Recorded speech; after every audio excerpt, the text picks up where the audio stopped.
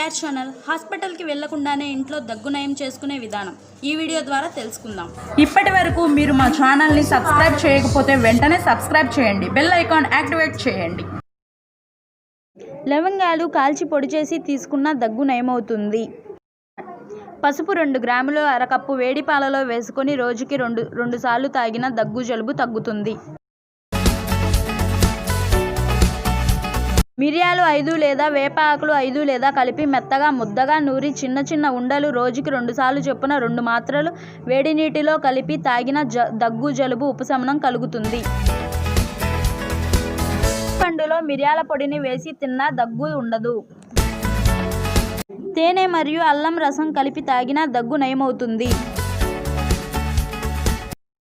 నిమ్మకాయ రసంలో అల్లం ముక్క, జీలకర్ర, సైంధవ లవణం కలిపి ప్రతిరోజు ఉదయం తిన్నా దగ్గు తగ్గును. ఇలాంటి మరికొన్ని విషయాలు తెలుసుకోవడానికి మా ఛానల్ని సబ్స్క్రైబ్ చేయండి మరియు పక్కనే ఉన్న బెల్ ఐకాన్ని యాక్టివేట్ చేయండి. మీకు ఏమైనా సందేహాలు ఉంటే కామెంట్ బాక్స్లో కామెంట్ చేయండి. Thanks for watching video.